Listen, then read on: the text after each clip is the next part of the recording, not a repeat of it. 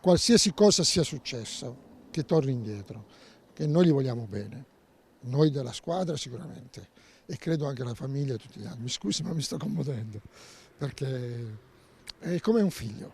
Fa fatica a trattenere la commozione Gennaro Zecchino, dirigente della Libertas Volley, la squadra di pallavolo di Torreglia dove Filippo Turetta aveva militato fino a settembre del 2022. Anche lui, come tutte le persone che vogliono bene al 22enne, sta vivendo momenti di apprensione in questi giorni. Il suo messaggio a cuore aperto per Filippo, un ragazzo educato e rispettoso fuori e dentro il campo di volley. Non è mai stato assente così per caso, se era assente era perché c'era qualche problema vero.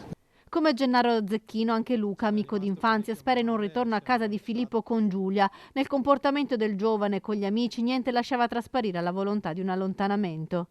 L'ho visto l'ultima volta circa 3 settimane fa alla mia festa di laurea, dove appunto era venuto anche lui e insomma mi è sembrato normale come sempre, era sorridente, scherzoso.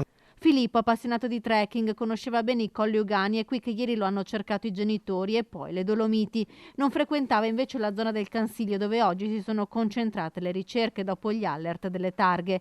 La storia con Giulia, conosciuta all'università, era durata circa un anno. C'era rimasto parecchio male, si erano lasciati nel periodo di agosto e insomma sia io che dei nostri amici comunque avevamo cercato di consolarlo, di stargli vicino e sembrava un po' che avesse passato questo brutto periodo, che si fosse un po' ripreso. Ora Filippo stava studiando per gli ultimi 3 esami del corso di ingegneria biomedica. Il rapporto con Giulia sembrava essere rimasto amichevole fino all'appuntamento di sabato sera e la scomparsa.